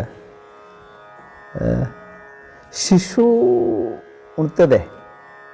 ಶಿಶುವು ಆಹಾರವನ್ನು ಸ್ವೀಕರಿಸ್ತದೆ, ನೆನ್ಪಿಟ್ಕೊಳ್ಳಿ. ಯಾಕೆ? ಆ ಶಿಶುವಿಗೆ ಹೊಟ್ಟೆ ಇರ್ತದಿಲ್ಲ, ಹೊಟ್ಟೆ ಐತಂದ್ಮೇಲೆ ಹೊಟ್ಟೆಗೆ ರೊಟ್ಟಿ ಬೇಕಲ್ಲ. ಆದ್ರೆ ಇದೇ ರೊಟ್ಟಿ ನಡೆಯಂಗಿಲ್ಲ, ಆಹಾರ ಬೇಕು. ಇಷ್ಟೇ ಹೇಳ್ತಾ ಇರೋದನ್ನ. ಆಹಾರ, ಶಿಶುವಿನ ಹೊಟ್ಟೆಗೆ ಆಹಾರವನ್ನು ಪೂರೈಸುವಂಥ ವ್ಯವಸ್ಥೆ ಎಷ್ಟು ಚೆನ್ನಾಗಿ ಮಾಡಿದ್ದಾನೆ ದೇವರು. ತಾಯಿ ಉಂಡ ಆಹಾರ ಶಿಶುವಿನ ಹೊಟ್ಟೆಗೆ ಪೂರೈಕೆ ಆಗ್ತದೆ. ಅದು ಹೆಂಗೆ ಪೂರೈಕೆ ಮಾಡ್ತಾನೋ ಏನೋ ಹೇಳ್ತಾರೆ, ಮತ್ತು ಅದು ಎಷ್ಟು ಕರೆನೋ ಗೊತ್ತಿಲ್ಲ. ಅದೇನೋ ಹೊಂಕಳ ಸೂತ್ರದ ಮೂಲಕ ಆಹಾರ ಪೂರೈಕೆ ಆಗ್ತದೆ. ಪೈಪ್ಲೈನ್ ಮಾಡ್ಯ ನಾವು ಅದ್ರ ಹೊಟ್ಟೆಗೆ ಆಹಾರವನ್ನು ಪೂರೈಸುವ ಸಲುವಾಗಿ. ಹೊರಗೆ ಬಂದ ಕೂಡ ನೀವು ಆ ಪೈಪ್ಲೈನ್ ಕಟ್ ಮಾಡ್ತೀರಿ. ಇನ್ನು ನಾವು ಹೊಟ್ಟೆ ತುಂಬಿಸ್ತೀವಿ ಬಿಡೋದೆ, ಅವ್ರು ಇಷ್ಟು ದಿವಸನ ನೀವು ತುಂಬಿಸಿದಿ, ಇನ್ನು ಮೇಲೆ ನಾವು ನೋಡ್ಕೊತೀವಿ ಅಲ್ಲ. ಹಾಗೆ ಶಿಶುವಿನ ಹೊಟ್ಟೆ ತುಂಬಿಸ್ಬೇಕಂದ್ರೆ ಶಿಶುವಿನ ತಾಯಿ ಹೊಟ್ಟೆ ತುಂಬಿಸ್ಬೇಕಲ್ಲ ನಾವು. ಅಂತೆಯೇ ನೋಡ್ರಿ, ನೀವೆಲ್ಲ ಚಂದ ಉಂಡ್ರಿ ಅಂತ ಹೇಳ್ತಿರ್ತೀರಿ. ಯಾರಿಗೆ? ಪ್ರೆಗ್ನೆಂಟ್ ಇದ್ದ ಹೆಣ್ಮಗಳಿಗೆ ಹೇಳ್ತಿರಿಲ್ರಿ, ಇವೆಲ್ಲ ಏನು ರೊಟ್ಟಿ ಬುತ್ತಿ ತಂದು ಮಾಡಿ ಕೊಡ್ತಾರಲ್ಲ, ಎದ್ರ ಸಲುವಾಗಿ? ನನಗೆ ಭಾರಿ ಆಶ್ಚರ್ಯ ಅನಿಸ್ತದೆ. ರೊಟ್ಟಿ ಬುತ್ತಿ ತಂದು ಅಕ್ಕಿ ಉಣಿಸ್ಬೇಕು, ಊರು ಮಂದಿಗೆ ಹಂಚ್ತಾರ. ಊರು ಮಂದಿಗೆ ಯಾಕೆ ಹಂಚ್ತಾರ ನನಗೆ ಗೊತ್ತಾಗಿಲ್ಲ. ಆ ಪಬ್ಲಿಕ್ ಮಾಡೋ ಸಲುವಾಗಿ ಹಂಚ್ತಾರಂತ ಕಾಣ್ತದೆ ಬಹುತೇಕ. ಪಾಪ ಅದಕ್ಕೆ ಉಣಿಸ್ಬೇಕು, ಅದೇ ಡಬಲ್ ಹೊಟ್ಟೆಗಿರ್ತಾವ್ರಿ. ಹಿಂಗಾಗಿ ಅಕ್ಕಿ ಚಂದ ಉಣಿಸ್ಬೇಕು. ಅಕ್ಕಿ ಚಂದ ಉಣಿಸ್ಬೇಕಂತ ಎಲ್ಲ ನಾನಾ ನಮನಿ ರೊಟ್ಟಿ ಬುತ್ತಿ ಮಾಡ್ಕೊಂಬರ್ತಾರೆ. ಅದು ಯಾವುದು ಉಣಂಗಿಲ್ಲ, ಅದು ತಿನ್ನಂಗಿಲ್ಲ. ಅದು ವಿಭೂತಿ ತಿಂದೆ, ಮಣ್ಣು ಹೆಂಟಿ ತಿಂದೆ, ಕುಳ್ಳು ಬೂದಿ ಒಮ್ಮೆಲ್ಲ ಹೋಗಿದ್ದು ನೋಡ್ರಿ, ಯಾರ್ದೋ ಮನೆಗೆ ಹೋಗಿದ್ದೆ. ವಿಭೂತಿ ತೊಗೊಂಬರ್ರಿ ಅಂತಂದು ಪ್ರಸಾದ ಮಾಡೋ ಟೈಮ್ದಾಗ ವಿಭೂತಿ ಹಚ್ಕೋಬೇಕಲ್ಲ. ಹುಡ್ಕ್ಯಾಡಿ ಬಂದು ವಿಭೂತಿ ಖಾಲಿ ಆಗ್ಯದ್ರಿ ಅಂದರು. ಯಾಕೆ ಖಾಲಿ ಐತ್ರಿ? ನಿನ್ನೆ ಇತ್ರಿ, ಆ ಒಂದು ವಿಭೂತಿ ಇತ್ರಿ, ಖಾಲಿ ಆಗ್ಯದ್ರಿ. ನಮ್ಮ ಸೊಸಿ ಖಾಲಿ ಮಾಡ್ಯಾಡ್ರಿ ಅಂದ್ರೆ. ವಿಭೂತಿ ತಿಂದ್ರೆ ಚಲೋ ಏನ್ರಿ? ಕುಳು ಬೂದಿ ತಿಂದೆ. ಅವು ಹೊಟ್ಟೆಗಿರು ಹಂಗೆ ಆಶೆ ಹುಟ್ಟಿಸ್ತಾವಂತ. ಹೊಟ್ಟೆಗಿದ್ದಾಗ ಮಣ್ಣು ತಿನ್ನಿಸ್ತಾವಂದ್ರೆ ಮುಂದೆ ಗ್ಯಾರಂಟಿ ಮಣ್ಣು ತಿನ್ನಿಸ್ತಾವಂತ. ಮುಂದಿಂತು ಸೂಚನೆ ಹೊಟ್ಟೆಗೆ ಇದ್ಕೊಂಡ ಸೂಚನೆ ಕೊಡ್ತಿರ್ತಾನ, ನಿಮಗೆ ಮಣ್ಣು ಅವ ಮಣ್ಣು ತಿನ್ನಿಸವ ಆಗಬಾರ್ದಾಗಿತ್ತಂತಂದರೆ ನೀವು ಅವನಿಗೆ ಸಂಸ್ಕಾರ ಕೊಡ್ಬೇಕು. ಹೊಟ್ಟೆಗಿದ್ದಾಗನ ಸಂಸ್ಕಾರ ಕೊಡಬೇಕು. ನೋಡಿ, ನಮ್ಮಲ್ಲಿ ಶಿಶು ಗರ್ಭಸ್ಥವಾಗಿರುವಾಗಲೇ ಸಂಸ್ಕಾರ ಕೊಡುವಂಥ ವ್ಯವಸ್ಥೆ ಐತಿ. 16 ಸಂಸ್ಕಾರಗಳಲ್ಲಿ ಗರ್ಭಸ್ಥ ಶಿಶುವಿಗೆ ಸಂಸ್ಕಾರ ಇತ್ತು. ಹುಟ್ಟಿದ ಮೇಲೆ ಸಂಸ್ಕಾರಗಳೆಲ್ಲ ಜೀವನು ಗರ್ಭಸ್ಥನಾಗಿರುವಾಗಲೇ ನಮ್ಮಲ್ಲಿ ಸಂಸ್ಕಾರಗಳು ಆರಂಭ ಆಗುತ್ತಾವೆ. 8ನೇ ತಿಂಗಳೊಳಗನ ನಾವು ಆ ಮಗುವಿಗೆ ಲಿಂಗ ಕಟ್ತೀವಿ, ಆ ಮಗುವಿಗೆ ಸಂಸ್ಕಾರ ಕೊಡ್ತೀವಿ. ಅದು ಹೇಳೋದು ಬೇಕಾಗಿಲ್ಲ ನನಗೀಗ. ನಾನು ಹೇಳಬೇಕಾದದ್ದೇನು, ಹಾಗೆ ಶಿಶುವಿನ ತೃಪ್ತಿ ಮಾಡಬೇಕಂದ್ರೆ ಆ ತಾಯಿಗೆ ತೃಪ್ತಿ ಮಾಡಿದರೆ ಹೆಂಗೆ ಶಿಶು ತೃಪ್ತ ಆಗ್ತದಲ್ಲ, ಶಿವನು ಶಿಶು ಇದ್ದಂತೆ, ಶಿವಜ್ಞಾನಿ ಶಿಶುವಿನ ತಾಯಿ ಇದ್ದಂತೆ ಅವನ ತೃಪ್ತಿ ಮಾಡಿದರೆ ದೇವನು ತೃಪ್ತನಾಗ್ತಾನೆ. ಅಂತೆಯೇ ಆಗಮ ಏನು ಹೇಳ್ತು? ಶಿವಯೋಗಿನೇ ಸಂತೃಪ್ತೋ ತೃಪ್ತೋ ಭವತಿ ಶಂಕರ. ಶಿವಯೋಗಿ ತೃಪ್ತನಾದರೆ ಪರಮಾತ್ಮನು ತೃಪ್ತನಾಗ್ತಾನೆ. ಪರಮಾತ್ಮ ತೃಪ್ತನಾದರೆ ಸಕಲ ಚರಾಚರ ಜೀವರುಗಳಲ್ಲಿ ಅವನೇ ತುಂಬಿಕೊಂಡದಾನ. ಅವ ತೃಪ್ತ ಆದಂದ್ರೆ ಪ್ರಪಂಚನೇ ತೃಪ್ತಿ ಮಾಡಿದ ಪುಣ್ಯ ನಿಮಗೆ ಬರ್ತದೆ. ಅಂತೆಯೇ ಸರ್ವಜ್ಞ ತತ್ವವನರಿದ ಶಿವಯೋಗಿಗೆ ತುತ್ತು ನೀಡೆಂದ. 10,000 ವ್ಯರ್ಥ ಬೆಕ್ಕಿ ಕೆಡಲು ಬೇಡ, ತತ್ವವನರಿದ ಶಿವಯೋಗಿಗೆ ತುತ್ತು ನೀಡೆಂದ. ತತ್ವವನ್ನು ಬಲ್ಲಂತ ಶಿವಯೋಗಿಗೆ ಒಂದು ತುತ್ತು ನೀಡಪ್ಪ, ಜನ್ಮ ಸಫಲ ಆಗ್ತದೆ. ಆದರೆ ನಾವು ಸಂತರನ್ನು, ಮಹಂತರನ್ನು, ಮಹಾತ್ಮರನ್ನು ಗೌರವಿಸೋದಿಲ್ಲ, ಅವ್ರನ್ನ ಆಧರಿಸೋದಿಲ್ಲ, ಅವರನ್ನು ಸತ್ಕರಿಸೋದಿಲ್ಲ. ನಮಗೆ ಕಲ್ಲಾಮಣ್ಣಿನ ದೇವರೇ ಬಹಳ ಪೂಜನೀಯ ವಸ್ತುಗಳು. ಹಾಗೆಂದು ಕಲ್ಲಿಗೆ ಹಣಿ ಹಾಯ್ತಾನೆ ವಿನಾ ಜ್ಞಾನಿಗಳಿಗೆ ತಲೆಬಾಗೋದಿಲ್ಲ, ಆಧರಿಸೋದಿಲ್ಲ, ಗೌರವಿಸೋದಿಲ್ಲ. ಹಾಗೆ ಮಾಡಿದ್ದರಿಂದಲೇ ಪಶ್ಚಾತ್ತಾಪಗೊಂಡು ಸಿದ್ಧರ ಭಕ್ತನಾಗಿ ಆಮೇಲೆ ಸಿದ್ಧಭಕ್ತಿಯನ್ನು ಮಾಡಿರ್ತಕ್ಕಂಥ ಒಂದು ಲೀಲೆಯನ್ನು ಇಂದು ನಾನು ಹೇಳ್ತಾ ಇದ್ದೇನೆ.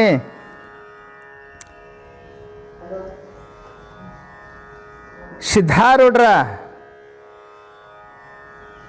ಶ್ರೇಷ್ಠ ಶಿಷ್ಯರಲ್ಲಿ ಸಿದ್ಧರ ಕೀರ್ತಿಯನ್ನು ಪ್ರಖ್ಯಾತ ಮಾಡಿದಂಥ ಹಲವಾರು ಸಿದ್ಧರ ಶಿಷ್ಯರಲ್ಲಿ ಒಬ್ಬಾತ ಶ್ರೇಷ್ಠ ಶಿಷ್ಯ ಅಕ್ಕಲಕೋಟೆ ಶರಣಪ್ಪನವರು. ಅಕ್ಕಲಕೋಟೆ ಶರಣಪ್ಪನವ್ರ ಹೆಸರು ಕೇಳಲ್ಲ? ಸಾಧು ಬಂದನ ನೋಡು ತಂಗಿ, ಸಿದ್ಧ ಬಂದನ ನೋಡುನು, ಅವ್ರದ್ದೇ ಹಾಡೋದು. ಜಗತ್ತಿನ ತುಂಬ ಆ ಕೀರ್ತನ ಅವರಿಂದ ಬಹಳ ಪ್ರಚಾರ. ಮಹಾರಾಷ್ಟ್ರದಲ್ಲಂತೂ ಯಾಕಂದ್ರೆ ಮರಾಠಿ ಬಲ್ಲವರವರು ಭಾಳ ಚಂದ ಕೀರ್ತನ ಮಾಡ್ತಿದ್ರು. ಮಹಾರಾಷ್ಟ್ರ ತುಂಬೆಲ್ಲ ಆರೂಢ ಪರಂಪರೆಯನ್ನು, ಸಿದ್ಧ ಭಕ್ತಿಯನ್ನು ಬೆಳೆಸಿದಂಥ ಒಂದು ಕೀರ್ತಿ ಅಕ್ಕಲಕೋಟೆ ಶರಣಪ್ಪನವ್ರಿಗೆ ಸಲ್ತದೆ. ಅಕ್ಕಲಕೋಟೆ ಶರಣಪ್ಪನವರು ಒಮ್ಮೆ ಜಮಖಂಡಿ ಹೋಗಿರ್ತಾರೆ. ಅಲ್ಲಿ ಬರ್ತದೆ ಜಮಖಂಡಿ, ತಾಲೂಕಾ ಪ್ಲೇಸ್, ಬಾಗಲಕೋಟೆ ಜಿಲ್ಲೆ. ತಾಲೂಕು ಅಂದ್ರೆ ಜಿಲ್ಲಾ ಕಂಡಂಗೆ ಆಗ್ತದೆ, ಅಷ್ಟು ಬೆಳೆದಿದೆ ಇವಾಗ ಅದು. ಭಾಳ ದೊಡ್ಡ ಊರ, ಸುತ್ತಮುತ್ತ ಜನ ಭಾಳ ಭಕ್ತಿ ಸಂಪನ್ನ ಜನಗಳು. ಇಲ್ಲಿ ಹೋದರೆ ಸಿದ್ಧರ ಕೀರ್ತನ ಭಾಳ ಚೆನ್ನಾಗಿ ನಡೀತದೆ. ಆರೂಢರ ವೇದಾಂತ ತತ್ವವನ್ನು, ಆರೂಢರ ಮಹಿಮೆಯನ್ನು ಎಲ್ಲ ಕಡೆ ಸಾರಬೇಕಂತ ಹೇಳಿ ಅಕ್ಕಲಕೋಟೆ ಶರಣಪ್ಪನವರು ಜಮಖಂಡಿಗೆ ಹೋಗ್ತಾರೆ.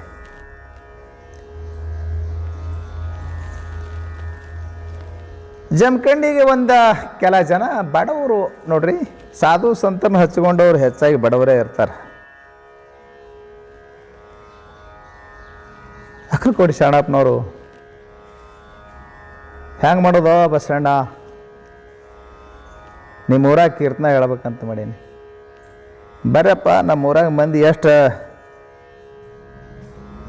ಸಹಾಯ ಮಾಡ್ತಾರ ಹೇಳಕ್ಕೆ ಬರಂಗಿಲ್ಲ, ನಾವಂತೂ ಇರ್ತೀವಿ. ನೀವು ಒಂದು 2 ಹೊತ್ತಿನ ಊಟ ಕೊಡ್ರೋ ಸಾಕು ನಮಗೆ. ಅಪ್ಪ ಊಟ ಕೊಡ್ತೀವಿ, ಎಲ್ಲ ವ್ಯವಸ್ಥೆ ಮಾಡ್ತೀವ್ರಿ ಬರ್ರಿ. ಮತ್ತು ನಿಮ್ಮೂರು ರಾಜ ಅದಾನಲ್ಲೋ, ಅವ್ರ ರಾಜರ ಸುದ್ದಿ, ದೊಡ್ಡವ್ರ ಸುದ್ದಿ ನಾವು ಹೇಳಂಗಿಲ್ರಿ ಏನು.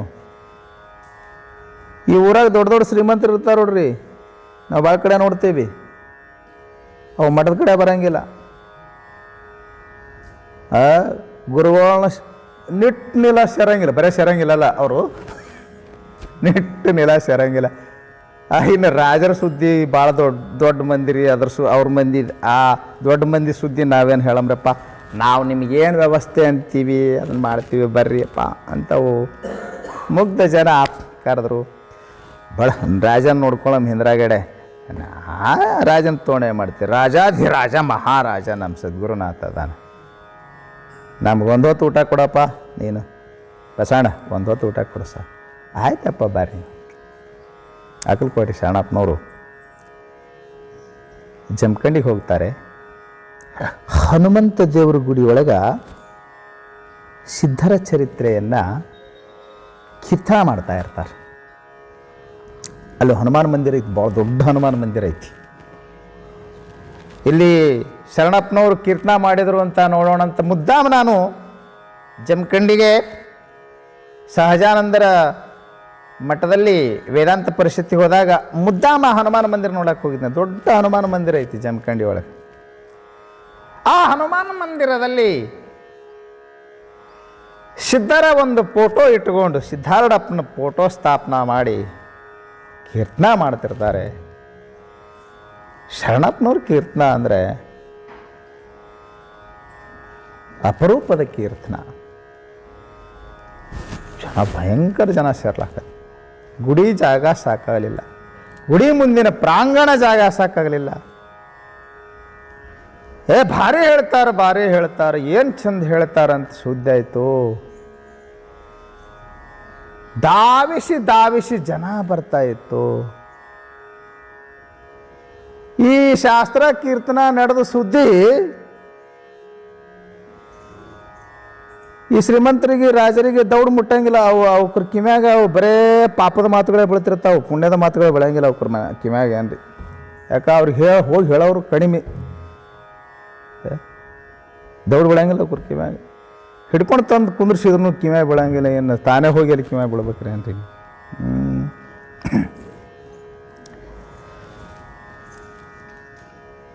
11 ದಿವಸ ಆಗಿತ್ತಂತಷ್ಟೊತ್ತಿಗೆ. 11 ದಿವಸ ಆದರೂ ರಾಜರ ತನ ಸುದ್ದಿ ಹೋಗಿ ಮುಟ್ಟಿದ್ದಿಲ್ಲ. ಜಮಖಂಡಿ ಸಂಸ್ಥಾನಿಕ ರಾಜ ಶಂಕರರಾವ್ ಅಪ್ಪ ಸಾಹೇಬ್ ಅಂತ ಹೇಳಿ, ಪಟವರ್ಧನ್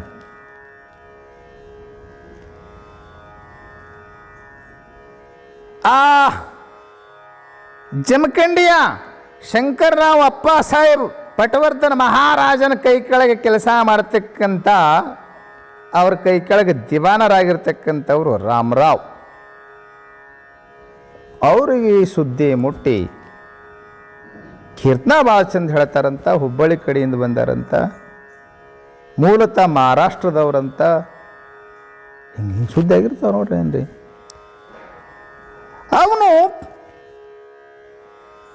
ರಾಮರಾವ್ ಅರಸರ ಆಡಳಿತವನ್ನೆಲ್ಲ ನಡೆಸ್ತಕ್ಕಂಥ ಕಾರ್ಯದರ್ಶಿ ರಾಮರಾವ್ ಸಿದ್ಧರ ಕೀರ್ತನ ಕೇಳಕ್ಕೆ ಬಂದ.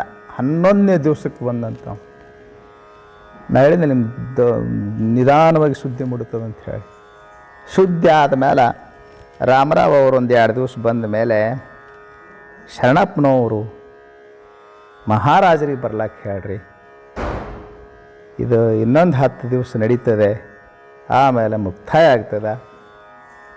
ರಾಜರು ಪ್ರೋತ್ಸಾಹ ಮಾಡಿದರೆ ಇದು ಉತ್ಸಾಹ ಭಾಳ ಚಂದ ಆಗ್ತದೆ ಅಂತ ಹೇಳಿ ಕಳಿಸದ.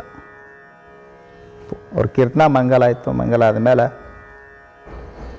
ಎಲ್ಲ ಮಂದಿ ನಮಸ್ಕಾರ ಮಾಡಿದ ಮೇಲೆ ಆಮೇಲೆ ಬರ್ತಿರ್ತದೆ. ಇದು ದೊಡ್ಡ ದೊಡ್ಡ ಮಂದಿ, ಇದು ಮೊದಲು ಬರೋಂಗಿಲ್ಲಲ್ಲ. ಹಂಗೆ ಮೊದಲು ಬಂದರೆ ದೊಡ್ಡ ಸ್ಥಿತಿಗೆ ಇದು ಏನ್ರಿ ಡಿಗ್ನಿಟಿ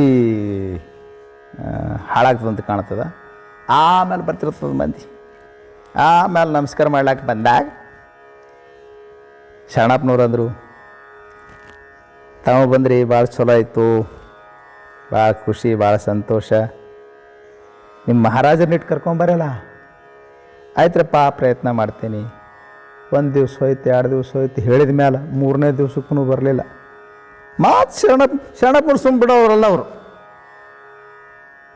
ಅವರಿಗೆ ರಾಮರಾವ್ ದಿವಾನ್ರಿಗೆ ಯಾಕೋ ಮಹಾರಾಜರು ಬರ್ತಾ ಇಲ್ರಿ, ಹೇಳಿದ್ರೆ ಇಲ್ಲ. ಹೇಳಿದ್ರಪ್ಪ, ಏನು ರೀ ದೊಡ್ಡವ್ರದ್ದು ಭಾಳ ಹೈರಾಣ. ಮಂದಿ ಎಲ್ಲ ಇವಾಗ ದೊಡ್ಡವ ಅಂತಿದ್ರು.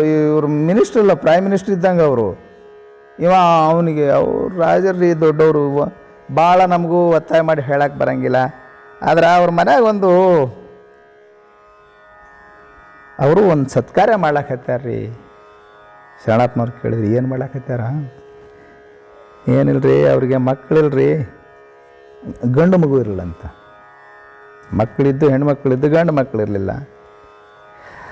ಮಕ್ಕಳಿಲ್ರಿಪ್ಪ ಅವ್ರಿಗೆ, ಗಂಡು ಸಂತಾನ ಇಲ್ಲ. 101 ವರದ ಶಂಕರ ಪೂಜಾ ಮಾಡಿದ್ರೆ ಮಕ್ಕಳಾಗ್ತಾವಂತ ಹೇಳ್ಯಾರಂತ. ಈ ದೇವ್ರು ಹೇಳೋರು ಏನಾರ ಒಂದು ಹೇಳ್ತಿರ್ತಾರೆ, ಅವ್ರಿಗೆ ಏನು ತಿಳಿತದೋ ಅದು. ಮತ್ತು ಅವ್ರ ಮಾತು ಭಾಳ ಚಂದ ಕೇಳ್ತೀರಿ, ಅವ್ರ ಮಾತುಗಳನ್ನು ಚಂದ ನಡೆಸಿಕೊಡ್ತೀರಿ. ನಾವು ಏನು ತತ್ವಜ್ಞಾನದ ಮಾತು ಎಷ್ಟು ಹೇಳಿದ್ರು ನೀವು ಕಿವ್ಯಾಗೆ ಹೋಗಂಗಿಲ್ಲ. ನಿನಗೆ ಅಂಥದ್ದು ಮಾಡು, ಇಂಥದ್ದಾಗ್ತದೆ, ಇಂಥದ್ದು ಮಾಡೋ ಅಂಥದ್ದಾಗ್ತದೆ. ಏನು ಹಣೆ ಬಾರ್ದಾಗಿದ್ದಂಗೆ ಆಗ್ತದೆ, ಏನು ಮಣ್ಣಾಗಂಗಿಲ್ಲ. ಅದು ಬಿಟ್ಟು ಆದರೂ ದೇವರ ಹೇಳೋವ್ರ ಮಾತು ಭಾಳ ನಿಮಗೆ ಕಿಮ್ಮತ್ತಿನ ಮಾತಾಗಿ ಕಾಣ್ತವೆ. ಅವನ್ನ ಭಾಳ ಚಂದ ನಡೆಸಿಕೊಡ್ತೀರಿ. ಅದಕ್ಕೆ ಅವರು 101 ವರದ ಶಂಕರ ವೃತ ಪೂಜಾ ಮಾಡಿದರೆ, ಸತ್ಯನಾರಾಯಣ ಪೂಜಾ ಮಾಡಿದರೆ, ಸತ್ಯನಾರಾಯಣ ಪೂಜಾ ಮಾಡ್ಲಿಕ್ಕೆ ಹೇಳಿದ್ರಂತ. ಸತ್ಯನಾರಾಯಣ ಪೂಜಾ ಮಾಡಿದ್ರೆ 101 ಸತ್ಯನಾರಾಯಣ ಪೂಜಾ ಮಾಡಿದ್ರೆ ನಿಮಗೆ ಗಂಡು ಸಂತಾನ ಆಗುತ್ತೆ ಅಂತ ಹೇಳ್ಯಾರಂತ. ಅದು ಈಗೊಂದು ಇನ್ನು 4-5 ದಿನದಾಗ ಮುಗಿಯೋದೈತ್ರಿ. ಅದು ಮುಗಿಯೋದೆಂದ ಇವ್ರದ್ದೇನು ಮುಗಿಯೋದೈತಲ್ಲ, ಇವ್ರ ಕೀರ್ತನ, ಅದಕ್ಕಿಂತ ಮೊದಲು 1 ದಿವಸ ಮುಗಿಯೋದೈತಿ. ಅದರ ಗದ್ದಲದಾಗ ಅದ. ನಾವು ದಿವಾನ್ರು 1 ಸಲ ಅಲ್ಲ, 2 ಸಲ ಅಲ್ಲ, ರಾಮರಾವ್ ಅವರು 3 ಸಲ ಹೇಳಿದರು. 3 ಸಲ ರಾಜರನ್ನು ಎಚ್ಚರಿಸಿದರು. ಅವರು ಆ ದೇವ್ರ ಪೂಜಾ ಮಾಡೋದ್ರಾಗ ಈ ಕಡೆ ಸತ್ಯನಾರಾಯಣ ಪೂಜಾ ಭಾಳ ಅದ್ದೂರಿಯಾಗಿ ಮಾಡ್ಬೇಕಂತ ಹೇಳಿ ಎಷ್ಟು ಹೇಳಿ ಕಳಿಸಿದ್ರು ಲಕ್ಷ ಕೊಡಲಿಲ್ಲಂತ. 3ನೇ ಸಲ ಶರಣಪ್ಪನವ್ರು ಕೇಳಿದಾಗೂ ನಾನು 2-3 ಸಲ ಹೇಳಿನ್ರಪ್ಪ, ಯಾಕೋ ಅವರು ನೀ ಲಕ್ಷ ಕೊಡ್ತಾ ಇಲ್ಲ ಈ ಕಡೆ, ಎಲ್ಲಿ ಬಿಡ್ರಿ ತಾನಾಗೆ ಬರ್ತಾನೆ, ನಮ್ಮ ಕರೆಸ್ಕೊತಾನ ಅವನ ಅಂದಂತ ಶರಣಪ್ಪಗೂ ಸಿದ್ಧಾರ್ಡ್ರ ಮ್ಯಾಗ ವಿಶ್ವಾಸ. ಅದು ಅವತ್ತ ಸತ್ಯನಾರಾಯಣ ಪೂಜಾ ಕೊನೆಗೆ 101ನೇ ಪೂಜಾ ಅವತ್ತ ಅದ್ಧೂರಿಯಾಗಿ ಪೂಜಾ ಮಾಡಕತ್ತಿದ್ದಾರೆ. 16,000 ಮಂದಿಗೆ ಊಟ ಮಾಡಿಸೋರು ಅದಾರ. ಆ ಕಡೆ ಹಾಲುಗ್ಗಿ ಅಂತ ಮಾಡ್ತಾರ, ಯಾವಾಗಲೂ ಪ್ರಸಿದ್ಧವಾಗಿರ್ತಕ್ಕಂಥದ್ದೇ. 10,000 ಮಂದಿಗೆ ಹಾಲುಗ್ಗಿ ಊಟ ಮಾಡಿಸ್ಲಕ್ಕ ಹಾಲುಗ್ಗಿ ಬೆಳತನ ಎಲ್ಲ ತಯಾರು ಮಾಡ್ಯಾರ. ಮರುದಿವಸ ಮುಂಜಾನೆ ಶುಕ್ರವಾರ ಪೂಜಾ ನಡೆಯೋದೈತಿ. 10-11 ತನಕ ಪೂಜಾ ನಡೆಯೋದು. ಬೆಳತನ ಎಲ್ಲ ಅಡುಗೆ ರೆಡಿ ಮಾಡ್ಯಾರ. ಅವು ದೊಡ್ಡ ದೊಡ್ಡ ಕಚ್ಚೆ ಹಾಕ್ಕೊಂಡು ದೊಡ್ಡ ದೊಡ್ಡ ಪುರೋಹಿತರು ಹೊಟ್ಟೆ ಬಿಟ್ಕೊಂಡು ಮಂತ್ರ ಹೇಳ್ಕೊಂತ ಕುಂತಿದ್ವು. ಪೂಜಾ ನಡೆದಿತ್ತು ಜೋರ್ದಾರ. ಒಬ್ಬ ಸಾಧು ಬಂದಂತ.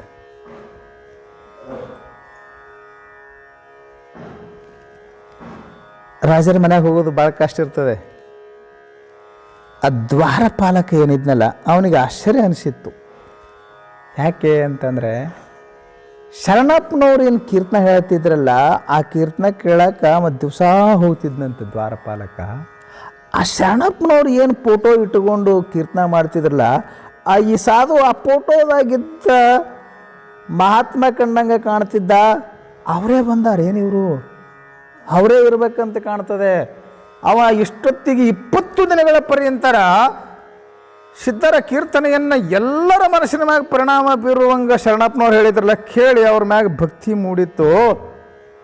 ಈ ಸಾಧುನು ಒಳಗೆ ಬಿಟ್ಟ. ಅಲ್ಲೆಲ್ಲ ರಾಜರ ಮನೆಗೆ ಹೋಗ್ಬೇಕಾಗಿತ್ತಂದ್ರೆ ಅವ್ರು ಯಾರಿಗೆ ಇನ್ವೈಟ್ ಮಾಡಿರ್ತಾರ, ಯಾರಿಗೆ ಬಿಡು ಅಂತ ಹೇಳಿರ್ತಾರ, ಅಂಥವ್ರೇ ಬಿಡಬೇಕು, ಒಳಗೆ ಹೋಗ್ಬೇಕು. ಇವರು ಮಹಾತ್ಮರ ಕಂಡ ತತ್ಕ್ಷಣ ಆ ಫೋಟೋದಾಗಿದ್ದ ಸಿದ್ಧಾರ್ಢರು ಕಂಡಂಗೆ ಕಾಣ್ತಾರೆ. ಅವರ ತೇಜಸ್ಸನ್ನು ಕಂಡು ಮಹಾತ್ಮರು ಬಂದಂಗೆ ಕಾಣ್ತಾರೆ ಅಂತ ದ್ವಾರಪಾಲಕ ಒಳಗೆ ಬಿಟ್ಟ. ಪೂಜಾ ನಡೆದ, ಜೋರ್ದಾರ್ ಪೂಜಾ ನಡೆದ. ಯಪ್ಪ ಹಸಿವಾಗ್ಯದ, ಜರ ಊಟಕ್ಕೆ ನೀಡ್ರಿ ಅಂತ ಹೋಗಿ ನಿಂತ್ರಿ ಇವ್ರು. ಸಾಧು ಹಂಗಲಾಚಿ ಬಿಡ್ಕೊಳಕತ್ತೇನ, ಹೊಟ್ಟೆ ಹಸ್ತದ, ಜರ ಏನಾರ ನೀಡ್ರಿ ಯಪ್ಪ ಅಂತ ಅಲಕತ್ತಿದ್ದೇವೆ. ಅವ್ರು ಪೂಜಾ ಮಾಡ್ಲಕತ್ತಾರ. ನೋಡಿ ಕಲ್ಪನೆ ಇದೆಯಾ? ಒಂದು ಜೀವಂತ ದೇವರು, ಒಂದದು ಅಲ್ಲಿ ಅವ್ರು ಪೂಜಾ ಮಾಡ್ತಾ ಇರೋದು ಕಲ್ಲು ದೇವರು. ಕಲ್ಲು ದೇವರಿಗೇನೆ, ಕಟ್ಟಿಗೆ ಕಾಂಚಾಣದ ದೇವರಿಗೇನೆ ಮಹತ್ವ ಕೊಟ್ಟರೆ ವಿನ ಹಸಿದು ಬಂದಂಥ ಜಂಗಮನಿಗೆ ಮಹತ್ವ ಕೊಡಲಿಲ್ಲ ಅವರು. ಏ ತಮ್ಮ ಇದು ಏ ಸಾಧು, ಇನ್ನೂ ಪೂಜಾ ಮುಗಿದಿಲ್ಲ, ಪೂಜಾ ಮುಗಿದ ಮ್ಯಾಲ ಬಾ.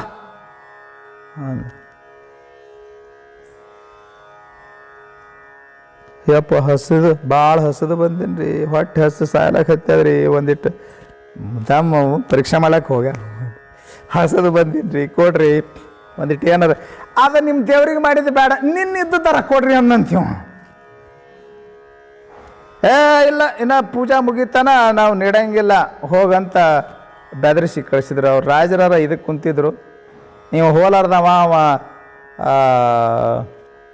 ಕೈ ಕೆಳಗಿನವ್ರು ಇರ್ತಾರೆ, ರಾಜರ ಕೈ ಕೆಳಗೆ, ಅವರು ಹೆಡಕ್ಕೆ ಹಿಡಿದು ಹೊರಗೆ ಹಾಕಿದ್ರು. ನಡಿ ಇನ್ನ ಪೂಜಾ ಮುಗಿಬೇಕಿನ ಅಂಥೇಳಿ ಹೆಡಕ್ಕೆ ಹಿಡಿದು ದಬ್ಬಿದ್ರಂತ. ರಾಜರ ಅರಮನೆ ಬಿಟ್ಟು ಹೊರಗೆ ಹೊಂಟಿದ್ದ. ದ್ವಾರಪಾಲಕ ಮತ್ತೆ ನಮಸ್ಕಾರ ಮಾಡಿ, ಯಾಕ್ರಪ್ಪ ಸಪ್ಪು ಮುಖ ಮಾಡ್ಕೊಂಡು ಹೊಂಟಿಲ್ಲ, ಏನು ನೀಡಲಿಲ್ಲೇನು? ಅವರು ಹಸದವ್ರಿಗೆ ಉಣಿಸೋರು ಅಲ್ಲಪ್ಪ, ಅದು ಕಲ್ಲು ದೇವರಿಗೆ ಪೂಜಾ ಮಾಡ್ಕೊತ ಕುಂತಾರ. ಅದ್ರ ಮುಂದೆ ತಾಟ್ನ್ಯಾಗ ಎಷ್ಟೇಟು ತಾಟ್ನ್ಯಾಗ 8, 10, 11 ತಾಟ್ನ್ಯಾಗ ನೈವೇದ್ಯ ಮಾಡಿಟ್ಟಾರ. ತಿಲ್ಲಾರ್ದಕ್ಕೆ ನೈವೇದ್ಯ ಹಿಡ್ಲಕ್ಕೆ ಹತ್ಯಾರ. ಹಸಿದವ್ರಿಗೆ ನಮಗೊಂದಿಷ್ಟು ನೀಡಂದ್ರೆ ಹೆಡಕ್ಕೆ ಹಿಡಿದು ಹೊರಗೆ ಹಾಕ್ಯಾರ. ಆಯ್ತು ತಿಂತಾರೆ, ಏನು ತಿಂತಾರೆ ತಿಲ್ಲಿ ನೋಡು ಅಂತಿದ್ದ ಸಾಧು. ಅವಾಗ ಪಶ್ಚಾತ್ತಾಪ ಅನ್ನಿಸ್ತು ಪಾಪ ಯಾರಿಗೆ? ದ್ವಾರಪಾಲಕನಿಗೆ. ಅವನ ಹತ್ರ ಇರುವಂಥ 2 ಬೆಳ್ಳಿ ನಾಣ್ಯಗಳನ್ನು ಕೊಟ್ಟು, ಮಹಾತ್ಮರೇ ಈ ದೊಡ್ಡವ್ರ ಮನೆಯಾಗ ಹಿಂಗೆ ಇರ್ತದೆ ರೀ, ಸಾಧು ಸಂತರಿಗೆ ದೊಡ್ಡವ್ರ ಮನ್ಯಾಗ ಗೌರವ ಸಿಗಂಗಿಲ್ಲ. ನನ್ನ ಹತ್ರ ಒಂದು 2 ನಾಣ್ಯ ಅದಾವ, ಇದು ತೊಗೊಂಡು ಏನಾರ ಹೊಟ್ಟೆ ತುಂಬಿಸ್ಕೊಳ್ರಪ್ಪ ಅಂತ 2 ಬೆಳ್ಳಿ ನಾಣ್ಯ ಕೊಟ್ಟಂತವ. ಆವಾಗ ಸಿದ್ಧಾರೂಢಪ್ಪನವರು, ಸಾಧು ರೂಪದಲ್ಲಿ ಬಂದಂಥ ಸಿದ್ಧಾರೂಢಪ್ಪನವರು, ಅವರೇನು ಇಷ್ಟು ಪೂಜಾ ಮಾಡಿ ಇಷ್ಟು ಮಂದಿ ಉಣಿಸಿ ಪುಣ್ಯ ಕಟ್ಕೊಂತಾರೋಡು, ಅದೊಟ್ಟು ಪುಣ್ಯ ನಿನಗೆ ಬರಲಿ ಅಂದ್ರಂತ. ಇವ್ರದ್ದು ಪೂಜಾ ಮುಗಿತು. ಪೂಜಾ ಮುಗಿದು ಊಟ ಸ್ಟಾರ್ಟ್ ಮಾಡ್ಬೇಕಂತಾರ. ಊಟ ಅಡಿಗೆ ತಯಾರು ಮಾಡಿಟ್ಟೇನು ಮುಚ್ಚಿಟ್ಟಿದ್ರಲ್ಲ, ಅವು ಪಾತ್ರೆ ತೆಗೆದ್ರೆ ಒಂದು ಪಾತ್ರೆ ಹುಗ್ಗಿ ಇಲ್ಲ, ಒಂದು ಪಾತ್ರೆ ಒಳಗೆ ಅನ್ನ ಇಲ್ಲ, ಎಲ್ಲ ಮಟ್ಟ ಮಾಯಾಗ ಹೋಗ್ಬಿಟ್ಟದ. ಏನು ತಿಂತಾರೆ ತಿಲ್ಲಿ ಇವರು ಅಂತಂದಿದ್ರಲ್ಲ, ನಮಗೊಂದು ತುತ್ತು ನೀಡಿಲ್ಲ, ಏನು ತಿಂತಾರೆ ತಿಲ್ಲಿ ಅಂತಂದು ಹೋಗಿದ್ರಲ್ಲ, ಎಲ್ಲ ಮಟ್ಟ ಮಾಯ ಆಗಿತ್ತು. ಒಮ್ಮಿದೊಮ್ಮಲಿಗೆ ಶಾಕ್ ಆಗಿಬಿಡ್ತು. ಹಿಂಗ್ಯಾಕಾಯ್ತು ಅನ್ನೋದ್ರಾಗನ ಯಾವನ ಸಾಧು ಬಂದಿದ್ರಂತ, ಒಂದು ತುತ್ತು ನೀಡ್ರಿ ಅಂದರು ನೀಡಲಿಲ್ಲಂತ, ಹೆಡಕ್ಕೆ ಹಿಡ್ದು ಹೊರಗೆ ಹಾಕಿರಂತ. ಅದಕ್ಕೆ ಹಿಂಗಾಗಿರಬೇಕು. ಅವ ರಾಜ ಪೂಜಾ ಕುಂತಿದ್ದವ, ಯಾರು ಬಂದಿದ್ರು, ಎಂಥವ್ರಿದ್ರು, ಹ್ಯಾಂಗಿದ್ರು, ಎಕಡೆ ಹೋದರು ಅಂತ ಕೇಳಿದ್ರಾಗನ ಇದು ಅಂಜ್ಕೊಂತ ಹೇಳಿದ್ರಿ. ಅವರೊಬ್ರು ಸಾಧು ಮುತ್ಯ ಬಂದಿದ್ರಿ. ಅವ್ರು ಹೆಂಗಿದ್ರು ಅಂದ್ರೆ, ಆ ಹನುಮಾನ್ ಮಂದಿರದಾಗ ಶರಣಪ್ಪನವರು ಕೀರ್ತನ ಮಾಡ್ತಾರೆ, ಅಲ್ಲಿ ಫೋಟೋ ಇಟ್ಟಾರೆ, ಹಂಗೆ ಇದ್ರು ನೋಡ್ರಿ ಅಂತ ಆ ದ್ವಾರಪಾಲಕ್ಕೆ ಹೇಳಿದಾಗ, ಇಲ್ಲಿ ಕರೆದ್ರು ಬಂದಿದ್ದಿಲ್ಲ ನೋಡ್ರಿ. ಈಗ ಓಡ್ಕೊತ ಬಂದ ರಾಜ ಎಲ್ಲಿಗೆ? ಶರಣಪ್ಪನವ್ರ ಹತ್ರ ಬಂದವ್ರೆ ಏನ್ರಿ ಕಾಲಿಗೆ ಬಿದ್ದು ಬಿಡ್ಕೊಳ ಹತ್ತನಂತ. ತಪ್ಪಾಗದ್ರಿ, ಬರ್ರಿ ಅಪ್ಪ, ಬರ್ರಿ, ನಮ್ಮ ತಪ್ಪಾಗ್ಯದ, ಕ್ಷಮಾ ಮಾಡ್ರಿ ಅಂಥೇಳಿ ಶರಣಪ್ಪನವ್ರನ್ನ ಕರ್ಕೊಂಡು ಹೋದ. ಶರಣಪ್ಪನವ್ರು 2 ತಾಸು ಕೀರ್ತನ ಮಾಡಿದ್ರಂತೇನ್ರಿ. ಶಂಕರರಾವ್ ಅಪ್ಪ ಸಾಹೇಬ್ ಪಟವರ್ಧನ್ ಅರಮನೆಯೊಳಗೆ 2 ತಾಸು ಕೀರ್ತನ ಮಾಡಿ ಜಯಕಾರ ಹಾಕಿ, ಇನ್ನು ಚಲೋ ಆಗ್ತದೆ ಹೋಗ್ರಿ, ಅಪ್ಪನ ಆಶೀರ್ವಾದ ಆಗ್ತದೆ ಅಂತನ್ನೋದ್ರಾಗನ ಅದು ಮರಳಿ ಹೋಗಿ ನೋಡೋದ್ರಾಗನ ಎಲ್ಲ ಅಡಿಗೆ ಬಿಸಿ ಅಡಿಗೆ ಹಾಗೆ ತೋರಿ ಬಂತು. ಇದು ಸಿದ್ಧರ ಅಪರೂಪದ ಲೀಲೆ ಅಂಥೇಳಿ ಕೇಶವ ಗುರು ಭಾಳ ಚೆನ್ನಾಗಿ ಇದನ್ನು ನಿರೂಪಣೆ ಮಾಡಿದ್ದಾರೆ. ಅಂದರೆ ಜಂಗಮ ಭಕ್ತಿ ಯಾವ ದೈವಿ ಭಕ್ತಿಗಿಂತಲೂ ಜಂಗಮ ಭಕ್ತಿ ಶ್ರೇಷ್ಠವಾಗಿದೆ ಎಂಬುವುದೇ ಈ ಒಂದು ಲೀಲೆಯ ಮರ್ಮವಾಗಿದೆ ಅಂತ ತಿಳಿಸ್ತಾ ಇವತ್ತಿನ ಉಪನ್ಯಾಸಕ್ಕೆ ಮಂಗಲ. ಹರ ಓಂ.